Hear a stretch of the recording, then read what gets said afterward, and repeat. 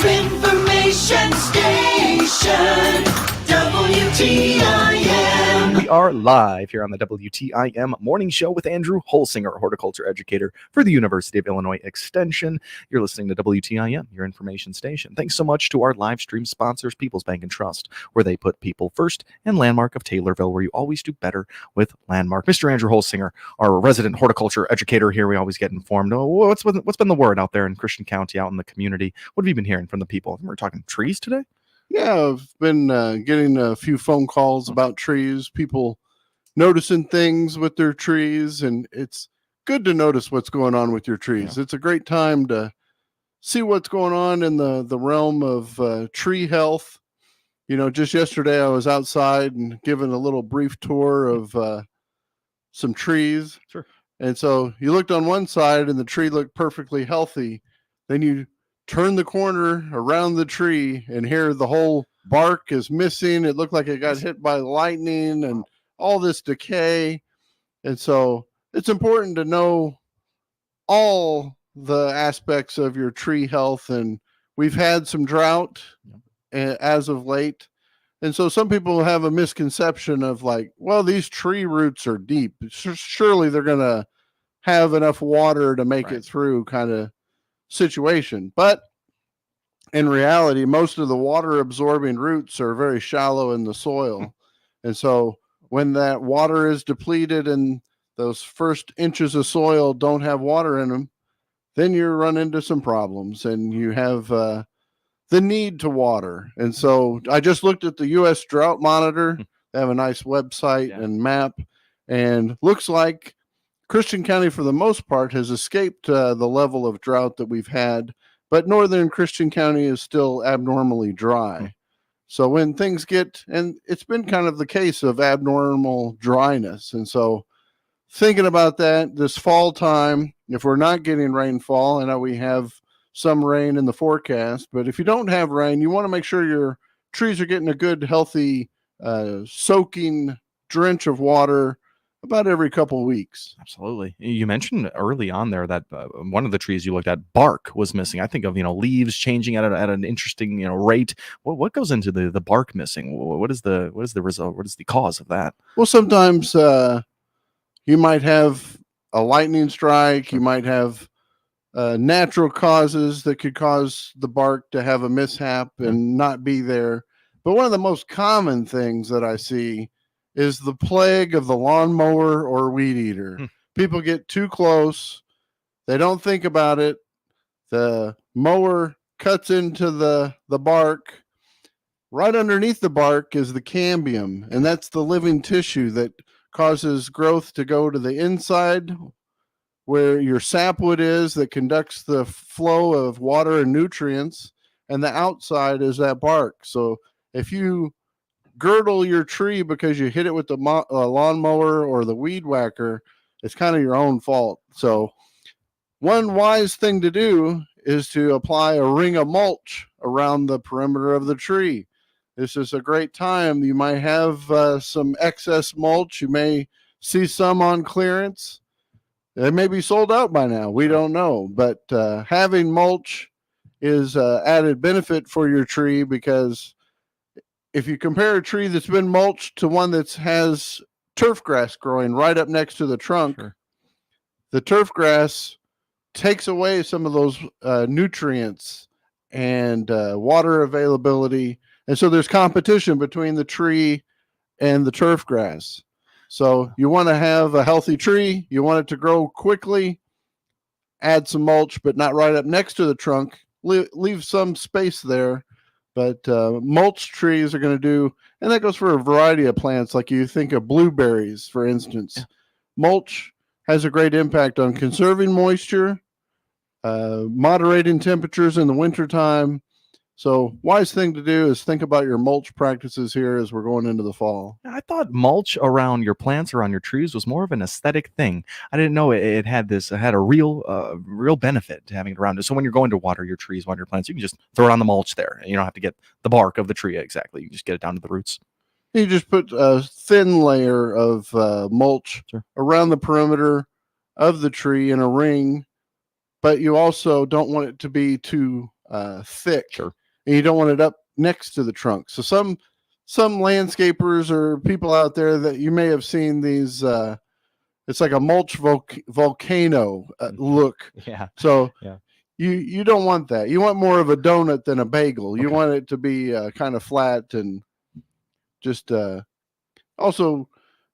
Then you don't have to mow quite close to the tree. Exactly. And so then you have that distance factor and should have good results. Nice to have that visual there. You want it flat around your tree there and not on a cone volcano shape right there. Andrew Holsinger, our horticulture educator from the University of Illinois Extension. You mentioned the drought monitor, and I hear our local farmers talk about drought quite a bit. Can you explain that scale to get us started here? I know it's like R6. I'm going to say it wrong, but what's the major drought stage? Can you explain that? Well, there is different levels of drought. And so as you progress through a situation of drought, like you go back to 2012, we had a quite historic drought. They made a report. I was just glancing at the report this morning, and it's interesting that, we want to attribute everything to climate change, but not everything is climate change. Some is just the weather. It's just the way, it's like a factor that we have to live with, that the weather changes. Sometimes we have influences that can affect the growth of trees. And so you have to kind of look at what the weather is, plan for it accordingly. So if you don't have rain, you got to water. Yeah. It's just a fact of, if you're going to have the healthiest trees that you can possibly have, it's just fascinating. Like to go to some nurseries and look at like how much water they're applying to their trees and how lush and healthy and the amount of growth that they can have in a short amount of time. That's another thing you can investigate is how much tree growth did you get this year? And so you can look at the distance of growth from this annual season and then be able to tell how much growth you had and determine the health of the tree. Sure. If you do have a bit of a more mature tree, you're trying to keep an eye on its rate. What's the best way of measuring that? There's kind of guidelines to how many inches a healthy tree would have to, but if you don't have very much growth, you didn't have a very productive season on tree growth. Sure. So it just kind of correlates there. Absolutely. Would you measure the trunk itself maybe year after year? Would that give you any indication? No, it's not so much the measure. It's the end of the branches. Oh, okay. So you look at the end of the branches from the leaf scars or what have you that you had from the previous year, then you can calculate what your current year growth is. Sure. Some of the tree damage you're seeing now, can you attribute any of that? When we talked cicadas earlier in this year, a huge, the big broods of cicadas coming through, any of that in your mind when you're looking at damaged trees? Well, there is some flagging. So the tips of the branches died back. If you had very young trees, they're more susceptible than our mature trees. It didn't really affect the mature trees. It would just be younger trees or shrubs that got affected. Good. I look at this one massive mature tree across my street every day, and I'm seeing a yellow patch form in the middle of it. The rest of the tree is green. One of the branches is really coming through with these yellow leaves, and it seems premature. Do you have an answer for that? What do you think's happening to that tree? Well, there are certain factors that you'll see whenever you're looking at trees. So you want to look at the canopy. You want to see, is there any decline and is there any dieback? Does it look healthy? Is it thinning out? Do you have the canopy thinning out to where there's not as many leaves as what it typically has? Yeah. And so you can look at that, and you can also look at like the color of the leaves. So some trees can get a chlorosis where they don't have the nutrients, like iron chlorosis, it's a lack of iron. Some of that's influenced by the pH of the soil. Yeah. So all this comes into play whenever you're trying to examine a tree and figure out what's going on. Cool. And before we go here, fertilizers, chemicals, anything you'd recommend for healthier trees or just landscaping this time of year that maybe proactive type of thing? Fertilize as needed, but Yeah, we sure. have pretty fertile soil. So get a soil test and find out what your nutrient levels are. And it's always easier if you're planting new trees to fertilize beforehand than trying to change the soil, adapt the soil afterward. Sure. More information on the stuff we've talked about here or places we can go to call to contact just with our questions. Where can we go for that kind of stuff? Extension.illinois.edu /CJMM is our local website. And Perfect. Lots of resources there. Absolutely. You can always go there and find just a wealth of information on so many different topics. And we have a lot of different topics to cover when we get back. We have Andrew Holsinger on the morning show this morning, horticulture educator for the University of Illinois Extension. Thanks so much to the live stream sponsors, People's Bank and Trust, where they put people first, and Landmark of Taylorville, where you always do better with Landmark. We'll be right back here on WTIM, your information station. Your information station, WTIM. Let's check the markets now. The RFD Radio Network. I'm Jim Taylor. Corn, beans, and wheat all higher at this hour. December corn up 1.5, 4.16 3/4. March corn up a penny, 4.34 1/4. May corn 4.44 1/4, up 3/4. November beans up 5.5, 10.58 3/4. January beans up 6, 10.77 3/4. March beans 10.90 1/4, up 5.5. December wheat up 2 pennies, 5.91 1/4. March wheat 6.10 3/4, up 2.5. October bean meal 327.50, up $1.40. October bean oil 44.09, down 29 cents. Livestock market, September feeders 244.62, down 75 cents. October live cattle 182.30, down 75 cents. October lean hogs 81.65, down 82 cents. Energy market, November crude oil 67.57, down 2.12. Jim Taylor, RFD Radio Network. Hello, it's Cousin Bill with Illinois Paving, and the birds are here, September through December. But don't fear, there's still time for asphalt paving, seal coat, and oil and chip. No need to fear just because the birds are here. If you're still in need of a driveway repair, Illinois Paving will not leave you in despair. Call today before time runs out and you're unable to get on the schedule this year. 788-7777. 788, all sevens. IslePaving.com. Does your bank offer rewards on your qualified signature-based debit card purchases? If not, then we need to talk. Hi, my name is Jeff Grimmett with People's Bank and Trust. Join the growing number of our customers who are earning cash back on all qualified debit card purchases. You already use your debit card now. Make it work for you with Save by Spending. Rewards from People's Bank and Trust. Earning rewards is as easy as shop, sign, and save. Call 888-PBT-1954 and find out more about our Save by Spending rewards program today. People's Bank and Trust, member FDIC, equal housing lender. Take News Talk WTIM programming with you wherever you go, both live and archived. News Talk WTIM streams 24/7 simply by clicking the Listen Live icon at TaylorvilleDailyNews.com. And to hear archived WTIM programming like the morning or noon farm shows, expanded local newscast, morning show interviews, Swap Shop AM or PM, click the audio on demand icon in the upper left-hand corner. Whether it's your smartphone, tablet, or desktop, News Talk WTIM stream is with you wherever you go 24 hours a day at TaylorvilleDailyNews.com. If you haven't seen what's going on at Bailey Park just off West Spresser in Taylorville, stop by. Lower your home cost by downsizing and save money. Bring your manufactured home to locate on their lot or they'll sell you one. Click the Bailey Park icon at TaylorvilleDailyNews.com. The Shelby County Economic Development Corporation aims to foster, promote, and stimulate economic development. They're here to help your business grow. Find out more on the Shelby County Economic Development Corporation by clicking their icon at TaylorvilleDailyNews.com. Your information station, WTIM.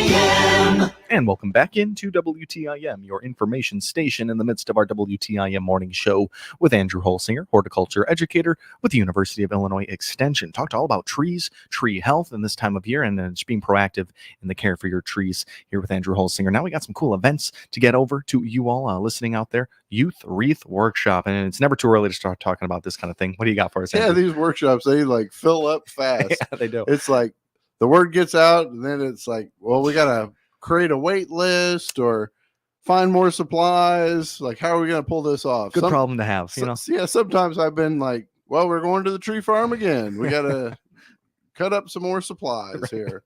But awesome. Here in Christian County, at our Taylorville office, we're having a youth holiday wreath workshop. So putting natural materials together into a wreath. This is going to be on Wednesday, December 4th from 5 to 6 p.m. So you can get into the holiday spirit, and cost is $15 per person. And this prepayment is required. We're going to have some funds to put these kind of workshops on. So we want to make sure that you're going to be there. And appreciate all those that have attended in the past. We usually have a festive time of people learning a new skill, or sometimes we get repeats of, they found out about a good thing and want to take the class over again. But Absolutely. there's always room to practice, I find, with activities using natural materials. There's so much diversity that you can arrange your wreath. You can have it be as spectacular as you have materials, and want to use your ingenuity to create some clever things. And there's been some clever things I've seen during the holidays. Sure. Some people have used tomato cages, inverted them, and used evergreen material and made a holiday gnome. Cool. And so there's all kinds of things that you can do, and it's just up to your own creativity and learning how to use the materials and how to preserve them, keep them the best for the holidays. Wow, I really pigeonholed myself thinking it was only wreaths. You can be as creative as you need to be here. Natural materials, we expect nothing less with Andrew Holsinger, horticulture educator right here. It's going to be fun. Other than the pine, the evergreen, whatever the green, classic Christmas material is. Holly. Holly? You gotta have holly. What else goes into it? Is that I holly? mean, there's what we need is a dedicated volunteer for ribbon making, like making the bows, because absolutely. it always is like you want to have the most fantastic bow, and I just don't have I can make a bow, but these hands were not made for making bows. I'm with you. But we do the best we can with what we have. We'll have a ribbon available if people want to make bows, and we'll try to accommodate. But we can show you how to make a holiday wreath. And so sign up, get excited. The holidays are going to be here before you know it. You'll want to get here so you'll have it through the season and be able to entertain. You can say, I made that. I didn't go out and buy that. Pretty cool. This is something that I made. Absolutely. Yeah, you don't get that opportunity very often right there. There's going to be a whole lot of materials involved. Ribbon, that's my least favorite part of the Christmas gift wrapping process. I leave out the ribbon right there. I'm absolutely with you, but it's plenty of things to get involved with there. One more time with the date, the time, and where we can go to get registered for that. I feel like it's going to fill up quick. Wednesday, December 4th, 5 to 6 p.m. You can register at go.illinois.edu. CC Wreath Workshop 24. Beautiful. We're not going to forget that. And go to extension.illinois.edu, CJMM. Find all of these stuff we've talked about today. Plenty of things to get More informed details, you can even call Cool. 217-287-7246. Beautiful. Andrew Holsinger, our horticulture educator from the University of Illinois Extension. Now, got about 2 minutes left. Did that one event go off, one class, exploring nature's design, landscape design? Has that happened yet? We talked about it quite a bit. Didn't happen. We didn't have enough participants to host that. So if anybody's interested in landscape design, drop me a note. We have all kinds of opportunity. Somebody yesterday was like, you mean we have all these maple trees? We could get a demonstration on tapping for maple syrup? Whoa. It's like, well, yeah, February's on the way. If you want to have some programs like that, just drop a note to your local horticulture educator. And if I don't know, I sure can find some people that do. Absolutely. That would be a really cool one. Syrup tapping. Am I saying that right? You're tapping maple trees for sure. Right. That is really awesome. Let's work in another event. I think it's going to be hosted by another person here, all Yeah. for Extension. What do you got?